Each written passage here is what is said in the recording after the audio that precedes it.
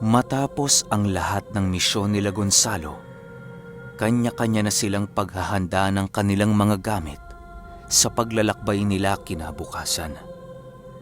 Ang iilang albularyong nakatira kasama nila na nakatira sa talusan ay piniling tulungan sila sa kanilang mga ginagawa. Ermitanyong Carpio, maraming salamat po sa tulong na ginawa ninyo ha. Nalagasan man tayo ng kasamahan, ang importante naging matagumpay tayo sa digmaan. Sana sa mga susunod pang mga panahon ay muli namin kayo makasama sa laban. Wika ng isang albularyo. Walang anuman, iho. Mag-iingat kayo dito, ha? Huwag niyong pababayaan ang mga sarili ninyo. Sagot naman ni Pio Carpio. Matapos nilang makapagligpit ng gamit, pinili nilang mag-inuman upang kahit papaano maging matiwasay ang kanilang paglalakbay kinabukasan. Sa pagsapi ng espiritu ng alak sa kani-kanilang mga katawan, doon na muli nilang napag-usapan ang mga naganap sa talusan. May iilang albularyong muling umiyak dahil sa pag-alala sa kanilang mga kapatid na namaalam. Habang nagpapatuloy ang kanilang usapin, hindi maiwasang magtanong ni Gonzalo tungkol sa kanyang kalahating wangis at kung bakit kinakatakutan ito ng mga balbal at busaw. Nang marinig ni Pio Carpio ang katanungan ng kanyang pamangkin, ay nagwika ito ng, Iho, huwag mong alalahanin ang kalahating wangis na lumilitaw sa pagiging gabunan mo. Ang abilidad mong yan ay minsan ko na ding nasilayan sa aming ama noong mga panahong siya pa ang may hawak ng bertud na pagmamay-ari mo na ngayon. Ayon sa lolo mo, na ang anyo na yan ay ang pinakamalakas mo ng estadong maaaring mataglay. Hindi ko man alam kung papaano ka matutulungan ng kalahating wangis mo, pero ramdam ko na mabibigyan ka nito ng pambihirang lakas kapag ikaw ay nasa digmaan. Alam kong matutuklasan mo rin ito balang araw. Wika ni Pio Carpio. Habang sila ay nag-uusap ng kanyang pamangkin, panay naman ang pag-uusap ng iilang albularyo. Muli nilang binalikan ang mga pangyayaring noong mga oras na sinugod sila ng balbal sa kanilang tahanan. Sa pakikinig noon ni Gonzalo, doon niya lubusang naunawaan ang mga nangyari sa hanay nila Pio Carpio. Sa likod kasi siya ng bahay noon nagbantay, kung kaya't wala siya gaanong ideya sa mga nangyari sa kanyang mga kasama. Ayon sa albularyong nagkwento, na noong abala sila sa pakikipaglaban sa mga balbal, may mga iilan sa mga ito ang nagtangkang pumuslit sa looban ng lamay. Kaya lang naman nagkaroon ng malubhang sugat ang iilan nilang kasama dahil sa ginawang pagtulong-tulong ng mga demonyo. Si Pio Carpio noon ay walang habas na pinaghahampas ito ng kanyang palakol na siyang naging sanhi upang magsitilapon ang mga natapyas na katawan ng balbal sa dingding ng bahay. Yun ang narinig ni Gonzalong ingay habang siya ay nakikipaglaban.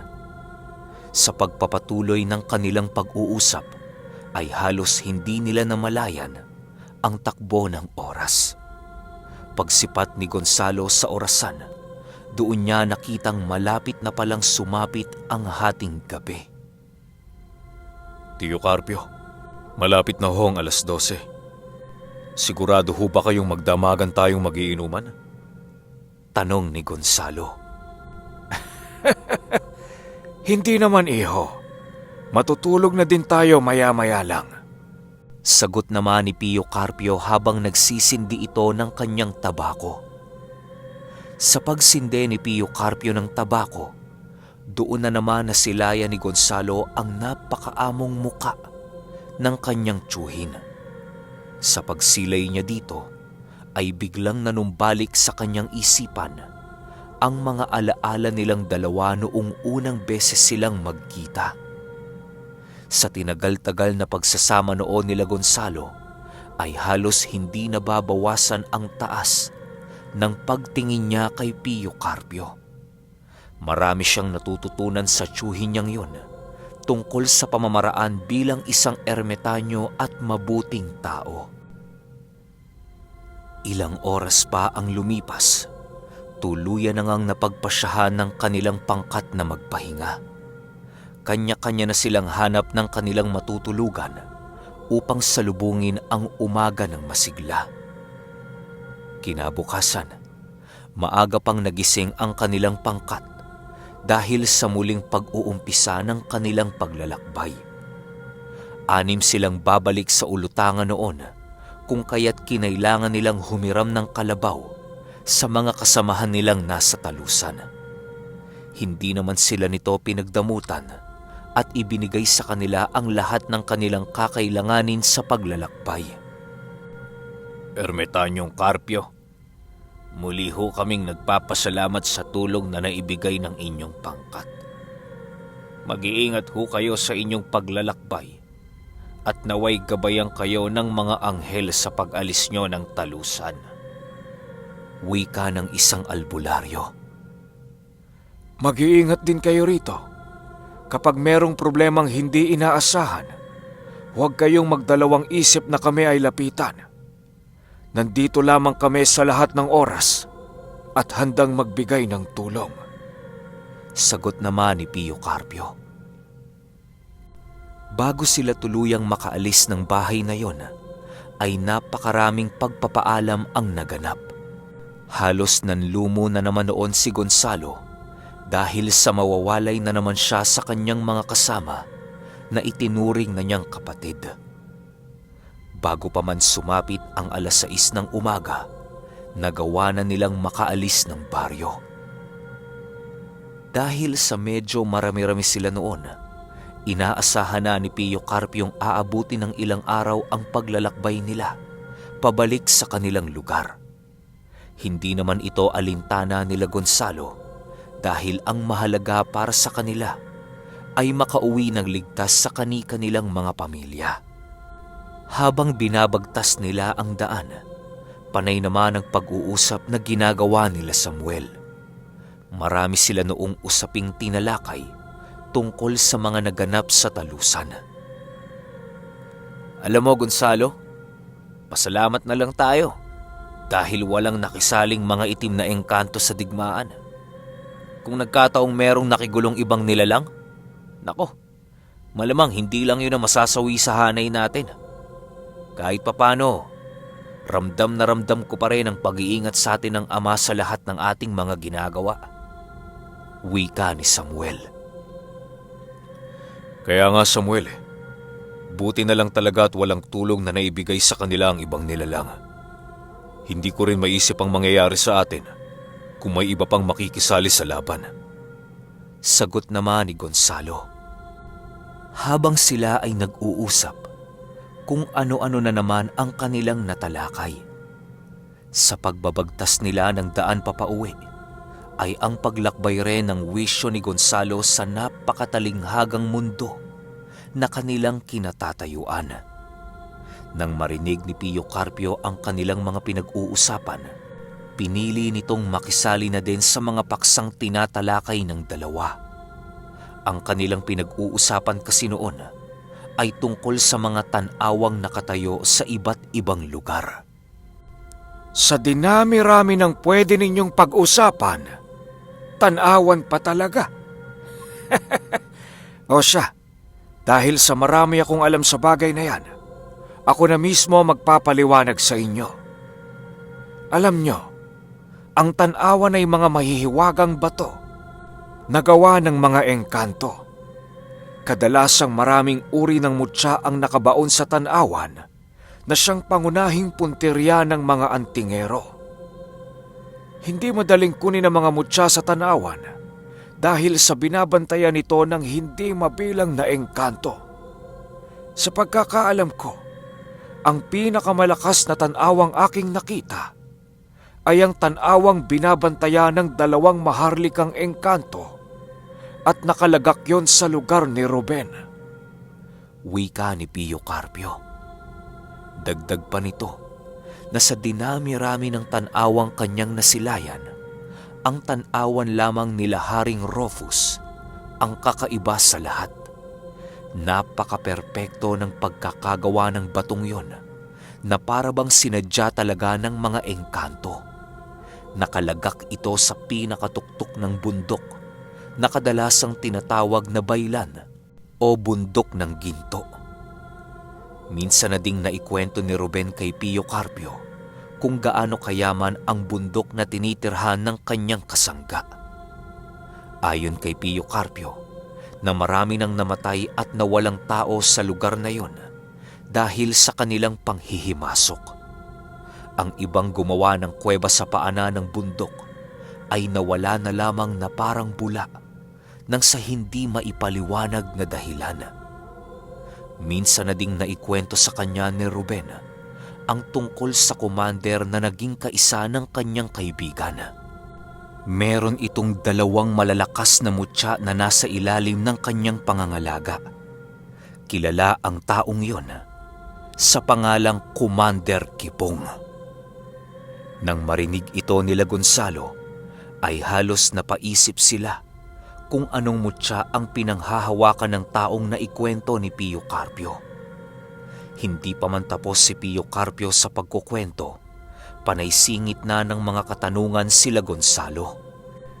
Si Commander Kipong ba? Pangil ng kidlat at mutya ng ipo-ipo ang pagmamay-ari nun. Ang sabi ni Ruben, kasamang 2 mutya na yan sa paglibing sa commander ng baylan. Siguro kung nakilala ko ito sa kapanahunan niya, ay sigurado kong magiging matalik kaming magkaibigan. Sagot naman ni Pio Carpio. Habang patuloy silang nag-uusap, ay labis-labis ang paghanga ni Gonzalo sa commander na ikinuwento sa kanila ni Pio Carpio. Hindi niya kasi noon maisip kung paano nagawa ng taong yon ang pagsamahin ang 2 malakas na mutya sa kanyang pangangalaga.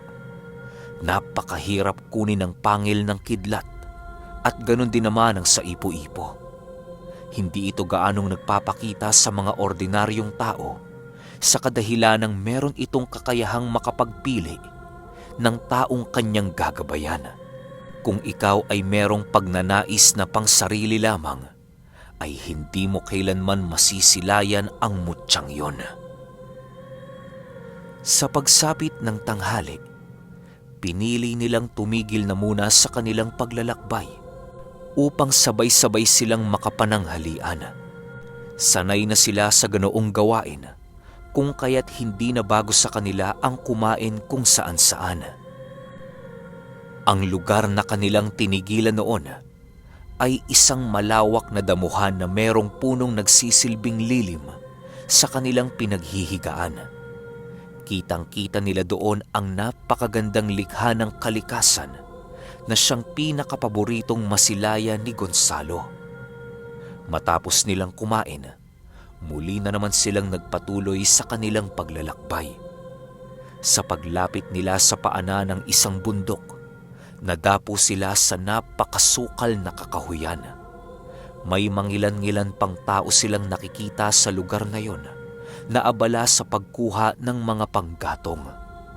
Sa pagsapit ng gabi, ganun pa rin naman ang nangyari. Naghanap noon sila Pio Carpio ng lugar na kanilang mapagpapahingahan sa paghahari ng kadiliman. Habang sila ay nagpapahinga sa hindi inaasahang pagkakataon, biglang nagising si Pio Carpio nang sa hindi malamang dahilan. Nang maramdaman ni Gonzalo ang paggising ng kanyang tiyuhin, pinili niyang imulat ang kanyang mga mata. Ilang minuto lamang ang pagsilay niya sa paligid, bigla siyang nakasipat ng isang napakatabang babae na nakaupo sa dibdib ni Samuel. Gulat na gulat noon si Gonzalo dahil ang babaeng yun ay ibang-iba sa kanyang paningin. Nangingitim kasi ang mga balat nito at nagsisilabasan ang mga buto nito sa braso. Pagtingin niya kay Pio Carpio, Nakita niya itong merong hinahalong mga halamang gamot habang ito ay nag-uusal.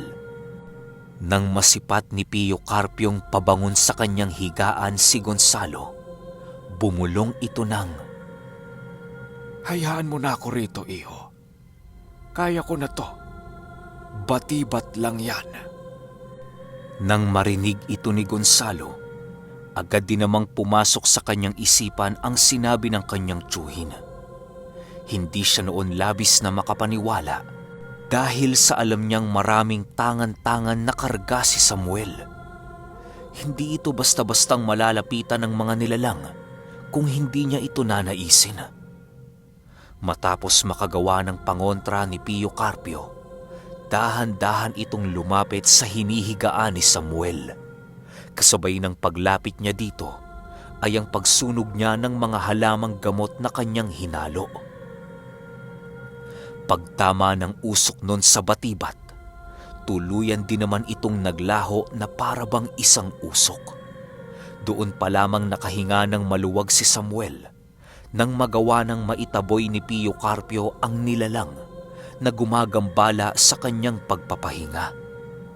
Ilang minuto pa ang lumipas, pinili ng ermetanyong gisingin si Samuel. Samuel! Gising! Gising! Wika ni Pio Carpio. Nang marinig ito ni Samuel, agad din naman itong nagising sa kanyang mahimbing na pagkakatulog. Pag-upo nito sa kanyang hinihigaan, agad din naman itong pinainom ni Pio Carpio ng tubig. Ano nangyari, Ermetanyong Carpio? Tanong ni Samuel. Dinalaw ka ng batibat, iho. Siguro nagawa nitong pasukin ang panaginip mo dahil sa mga kahindik-hindik nating pinagdaanan. Magnilay-nilay ka at muling manalangin sa Panginoon. Umpisahan mo ito bukas at tapusin mo pagdating natin ng ulutanga. Sagot naman ni Pio Carpio. Matapos nitong makapagsalita, agad din naman itong bumalik sa kanyang hinihigaan.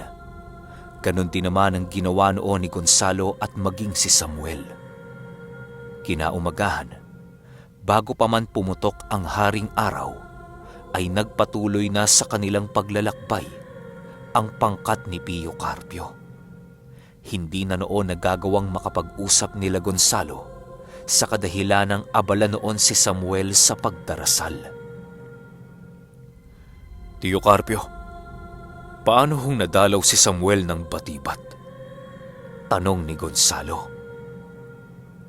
Alam mo, iho, hindi lang sa karga at puder na kasalalay ang iyong kaligtasan sa iba't ibang uri ng nilalang. Kapag naghalo ang mga negatibong emosyon mo sa iyong katawan, ay makakaya kang pasukin ng kahit na anong demonyo, kahit nagtataglay ka pa ng malakas na espiritual na aspeto. Ang pagkakaroon ng mga negatibong kaisipan ang isa sa mga nagsisilbing lagusan para sa mga demonyong nilalang. Yung nakita mo kay Samuel kagabi ay isa lamang yung senyales na unti-unti nang nanghihina ang kanyang pananalig. Pananalig ang nagliligtas sa tao at pananalig din ang nagpapagana sa mutyang tanga nito. Paliwanag ni Pio Carpio. Dahil sa mga sinabi ng ermetanyo, hindi naman nagawang makasagot ni Gonzalo. Pinili niyang pagmasdan na lamang si Samuel habang ito ay nakaupo at nananalangin. Ang ginagawa noon ng kanyang kaibigan ay nililinis niya ang kanyang kaluluwa at pinapaliwanag ang kanyang isipan. Inaalis niya ang mga negatibong bagay sa kanyang katawan upang hindi na siya magambala ng kahit na anong nilalang. Ilang oras pa ang kanilang paglalakbay. Nadapo na nga sila sa dulong parte ng talusan. Alam nilang medyo malapit-lapit na sila sa ulutanga, kung kaya't ninais nilang bilisan ang kanilang paglalakbay. Sa pagsapit ng 12:00, ay pinili nilang doon na kumain sa kangga dahil sa wala silang mapagsisilungang puno sa daan.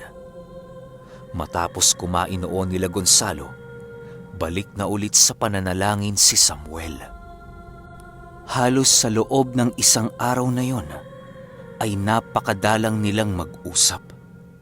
Hindi naman ito maaaring istorbohin ni Gonzalo, gawa ng alam niyang para din naman sa kaligtasan ng kanyang kaibigan ang ginagawa nito. Sa pagsapit ng gabi, ganon pa rin naman ang nangyari. Matapos nilang kumain, agad din namang humiga si Gonzalo. Habang si Samuel naman ay nakaluhod sa kanilang pinagpapahingahan habang taimtim na nananalangin. Nakapikit ang mga mata nito at hindi alintana sa kanya ang mga batong kanyang niluluhuran. Si Pio Carpio naman noon ay piniling mag-ikot-ikot sa paligid upang magmasid. Ang tatlo naman sa kanilang mga kasama ay natulog na ng maaga dahil sa labis na pagod. Iho, maaari bang samahan mo ako sa paglakad-lakad? Tanong ni Pio Carpio sa pamangkin. Sige ho, Tio Carpio. Hindi pa naman ako inaantok eh. Sagot naman ito. Matapos nilang makapag-usap, pinili nilang mag-ikot na sa paligid. Habang sila ay naglalakad, panay naman ang kanilang pag-uusap tungkol sa ginagawa ni Samuel. Tio Carpio, sigurado ho ba kayong hanggang pagdating ng ulutanga ang pananalangin gagawin ni Samuel? Tanong ni Gonzalo. Oo, iho. Kailangan niyang gawin yan upang maibalik ang pananampalatayang nawaglit sa kanyang isipan. Huwag mo na munang intindihin at isipin si Samuel dahil para din naman yan sa kanyang kabutihan. Sagot ni Pio Carpio. Pagmasdan mo ang punong nabubuhay sa paligid. Wala silang abilidad upang manalangin, pero labis silang kinalulugdan ng Panginoon. Alam mo ba kung bakit tayo ay nananalangin sa Amang may likha? Dagdag pa ni Pio Carpio. Oho, Tio. Nananalangin ho tayo upang makahingi ng kapatawaran sa ating mga kasalanan. Sagot ni Gonzalo.